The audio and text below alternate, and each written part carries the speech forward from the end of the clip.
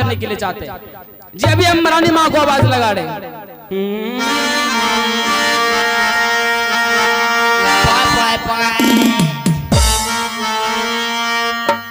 आगे दिली अखा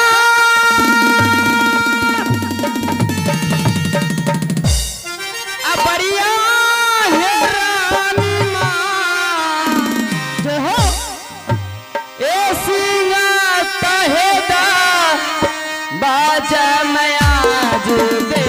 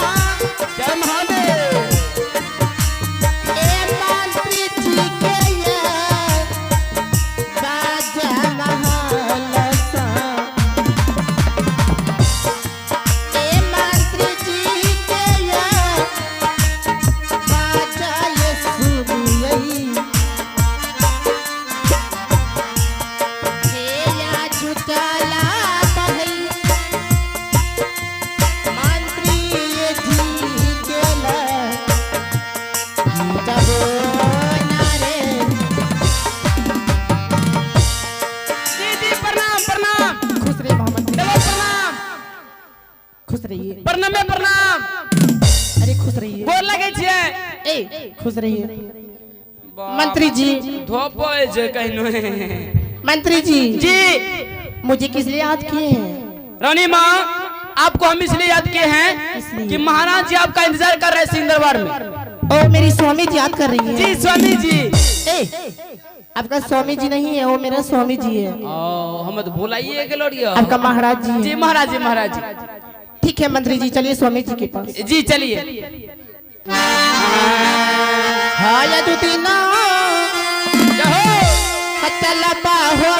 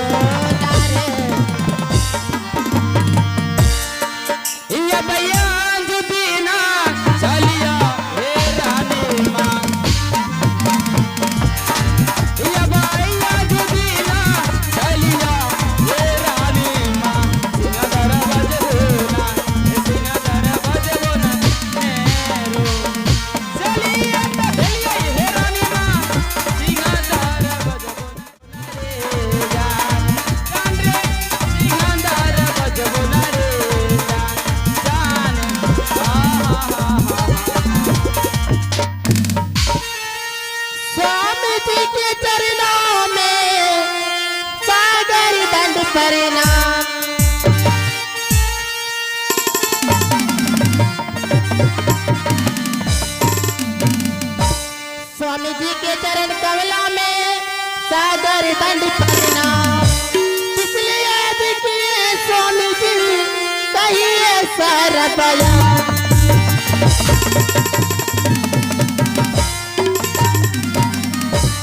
नायाग में जलोगी अन्ना पानी में सड़ोगी तुम्हारी कया पत्थर की तरह।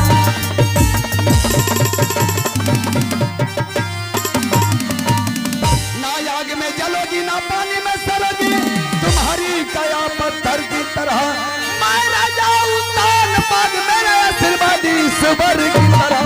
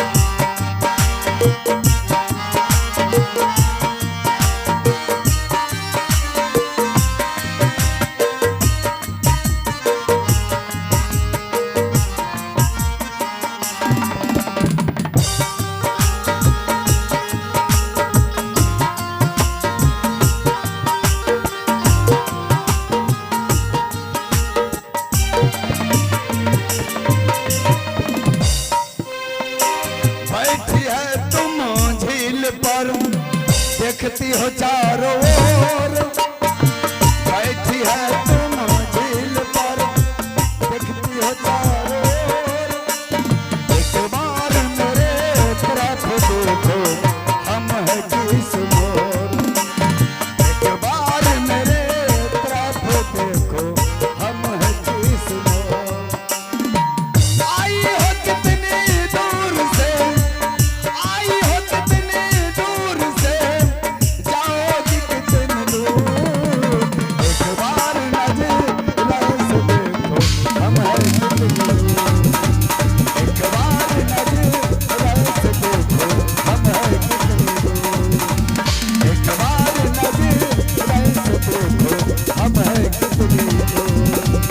एक बार नजर से देखो, हम है कितनी। हेलो। महारानी, हाँ स्वामी जी, आज मैं तुम्हें इसलिए दरबार में बुलाए हैं, किस लिए याद किए स्वामी जी? मैं तुमसे कुछ पूछना चाहता हूँ प्रिय। स्वामी जी क्या पूछने के लिए चाहते हैं स्वामी जी? यह 14 कोस का राज, कंचनगढ़ भवन, सर सिपाही नौरी बांधे, इतना इतना संपत्ति रहने का बावजूद तुम उदास क्यों रहती हो महारानी? जब मैं कभी तुम्हारे भवन में प्रवेश करता हूँ तो हमेशा मैं तुम्हें उदास देखता हूँ। कहीं सिंह दरबार में बुलाते हैं तो मैं तुम्हें कभी खुश नहीं देखता हूँ प्रिय, क्या बात है? हे स्वामी, ये मैं क्या बताऊं स्वामी जी, जब से मैं आपसे शादी की है स्वामी जी, हाँ महारानी, और मेरी चौथी पान फुट गई है स्वामी जी। लेकिन स्वामी जी इस महल में एक बच्चे की जन्म नहीं दे सकती हूँ स्वामी जी। महारानी, हाँ स्वामी जी, मैं तुम्हारे दर्द को समझ रहा हूँ। हर नारी के जीवन में अभिलाषा बने रहते हैं कि शादी का बाद मैं अपने पति को पुत्र अन्यथा पुत्री को जन्म देकर खुश करूं। लेकिन मेरी प्रिय, तुम्हें मालूम होना चाहिए पुत्र देना यह ईश्वर का काम है, यह भगवान का खेती है। भगवान किसी के घर में पुत्र का जन्म देकर खुश कर देते हैं और किसी को निपुत्र बनाकर अनुरुष कर देते हैं। उत्तमपुर नगर में जितना भी देवी देवता का स्थान है, एक भी स्थान बाकी नहीं है जहाँ की हम दोनों प्राणी पूजा नहीं किए हैं, धूप नहीं जलाए हैं। धूप जलाते जलाते हाथों का समस्त रेखा गायब हो रहा है, फिर भी हम लोग निपुत्र बनकर भटक रहा हूँ। बताओ महारानी क्या करूं? स्वामी आखिर हम लोग कर ही क्या सकते हैं? स्वामी जी, हाँ महारानी, आज मैं अपने महल से कुछ सोच के आई स्वामी जी। तो भवन से आज तुम कुछ सोच कर आई हो? हाँ स्वामी जी। कौन ऐसा बात है प्रिय जो तुम भवन से सोचकर सिंह दरबार में मुझे बताने के लिए आई हो? बताओ क्या बात है? स्वामी जी आप दूसरा शादी कर लीजिए स्वामी जी। क्या?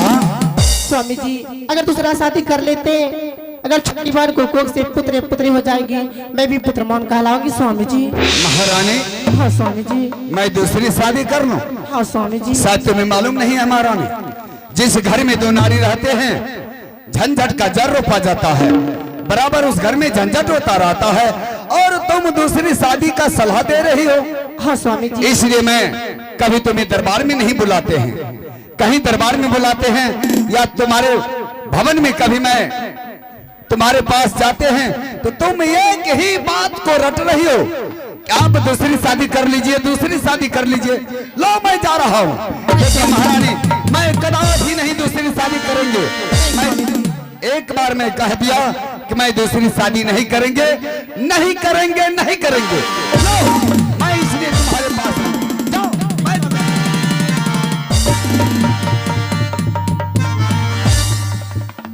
हे भगवान, आज मेरी स्वामी जी शादी करने के लिए तैयार नहीं है। आज मैं महामंत्री को बुलाती हूँ और मैं उसे सारा बात बताऊंगी।